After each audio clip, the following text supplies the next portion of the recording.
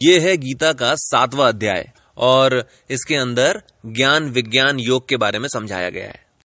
अब इस अध्याय में भगवान कहते हैं कि हे अर्जुन, तू पूरा मन मुझ में लगा और केवल मेरा ही आश्रय ले। अब मेरा ही आश्रय ले, इसका मतलब समझ लीजिए।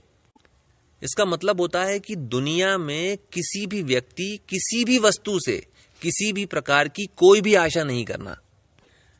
ऐसा क्यों? ऐसा इसलिए कि कोई भी तुझे कुछ भी नहीं दे सकता। अब भगवान आगे इस चीज को समझाते हैं कि देखो, दुनिया में दो तरह के विषय होते हैं, ज्ञान और विज्ञान।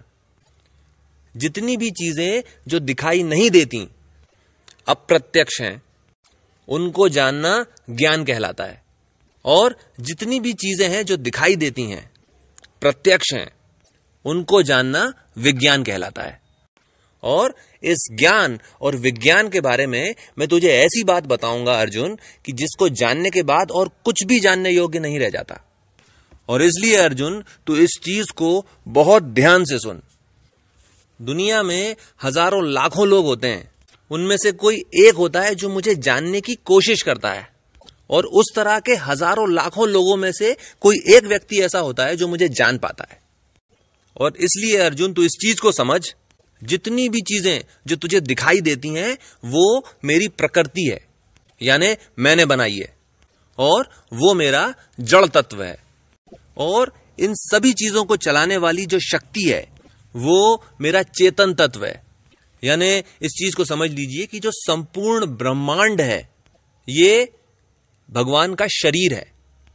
और वो शक्ति जो इस पूरे ब्रह्मांड को चला रही है, वो भगवान की आत्मा है, यानी चेतन तत्व।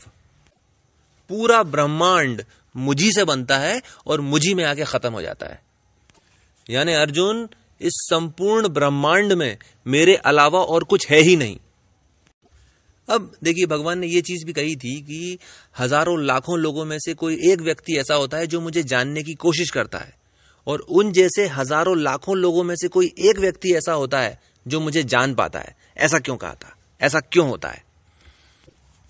अब इस चीज को मैं एक एग्जाम्पल दे देता हूं ताकि समझने में थोड़ी सी आसानी रहे। देखिए, कठपुतली का खेल देखा होगा आपने। हमें कठपुतली तो दिखती है, पर उस कठपुतली को चला कौन रहा है वो नहीं दिखता। क्यों नहीं दिखता? क्योंकि वो पर्दे के पीछे होता है।